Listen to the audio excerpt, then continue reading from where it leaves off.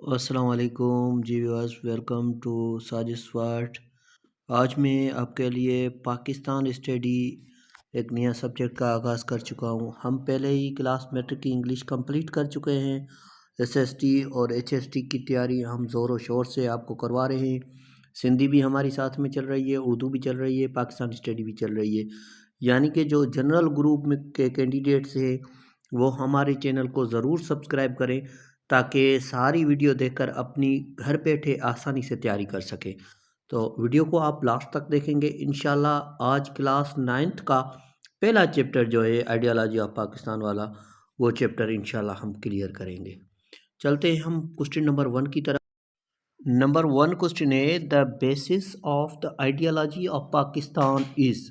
जो ideology of Pakistan थी उसका बेस किस चीज़ पर रखा गया था?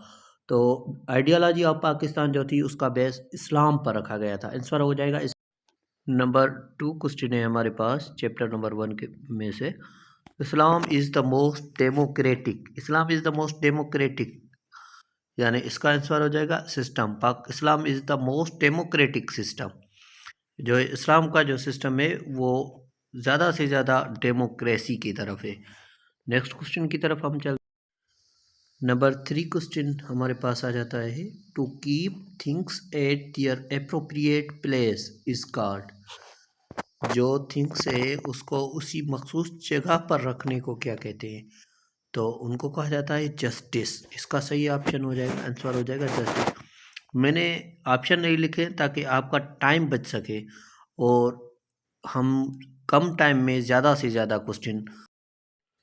क्वेश्चन नंबर 4 हमारे पास है Allama Iqbal stated about the ideology of Pakistan in his presidential address. जो अल्लामा इकबाल ने आइडियोलॉजी ऑफ पाकिस्तान दी थी, यानी कि टू नेशन थ्योरी जो दी थी, वो इस खिताब में दी थी। तो ये जो खिताब हुआ था इलाहाबाद में हुआ था 1930 में, जिसकी सदारत अल्लामा इकबाल ने की थी। उसमें इसने टू नेशन थ्योरी पेश की थी। तो आइडियोलॉजी ऑफ पाकिस्तान जो थी वो इलाहाबाद में 1930 में दी गई थी।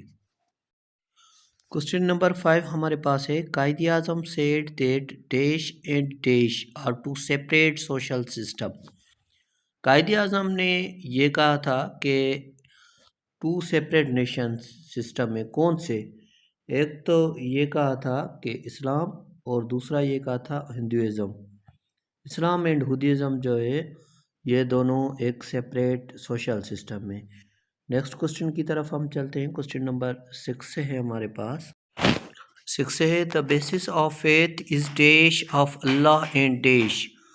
जो बेसिस ऑफ फेथ है वो होता है अल्लाह and basis of faith is unicity unicity and of Allah and prophethood.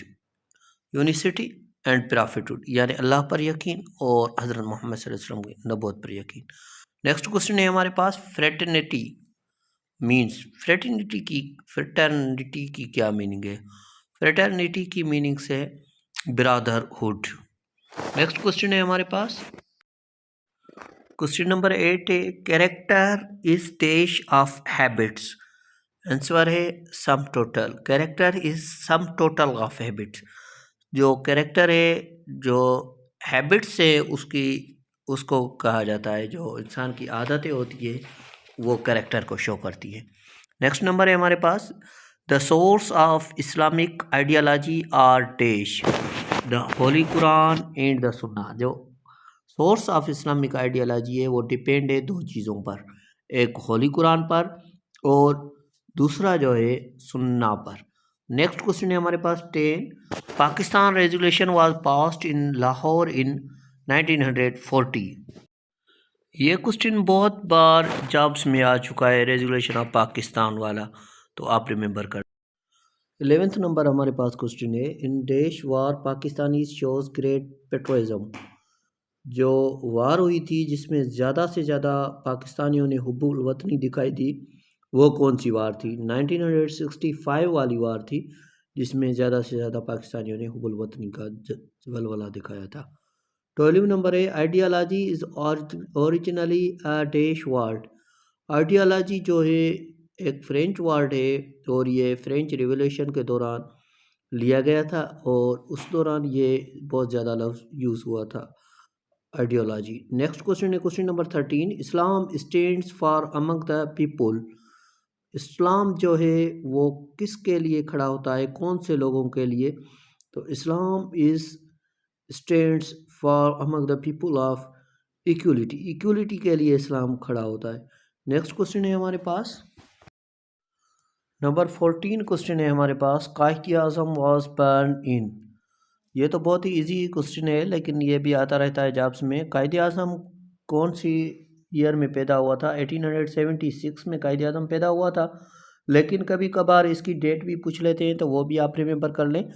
25 दिसंबर 1876 जो है कायद आज़म की डेट ऑफ बर्थ थे, 25 दिसंबर को। और उसके बाद जो हमारे पास क्वेश्चन नंबर 15 आ जाता है वो है हमारे पास question, Quaid Azam was died in. Quaid Azam की कब डेथ हुई? तो कायद आज़म की जो डेथ हुई थी 1945 में हुई थी। अगर डेट का पता आप रख लें तो ये बहुत ही अच्छी बात है, आपको बहुत ज़्यादा फ़ायदा से दे सकता है। कायद आज़म की जो डेट ऑफ डेथ थी वो 11 सितंबर 1948 थी। उसके बाद हमारे पास 16 नंबर क्वेश्चन आ जाता है, अल्लामा इकबाल वाज बर्न इन। अल्लामा इकबाल 1877 को पैदा हुआ था और इसकी भी जो डेट थी बर्थ की तो वो थी 9 नवंबर 1877 में अल्लामा इकबाल साहब जो थे वो पैदा हुए थे। अल्लामा इकबाल को शायर मशरिक़ भी कहा जाता है, ये भी क्वेश्चन आता रहता है कभी कभी। और जो इलाहाबाद का खुतबा हुआ था उसका प्रेसिडेंट भी यही था। और 17 क्वेश्चन है हमारे पास, अल्लामा इकबाल डाइड इन। अल्लामा इकबाल 1938 को जो है उसकी डेथ है। अल्लामा इकबाल 1938 को उसकी वफ़ात हो गई थी। लास्ट क्वेश्चन है हमारे पास फर्स्ट चैप्टर का, the holy Quran is the dash basis of Islam. Permanent basis of Islam है होली कुरान। वीडियो को लाइक करें, कमेंट करें, चैनल को सब्सक्राइब करें। Thank you very much.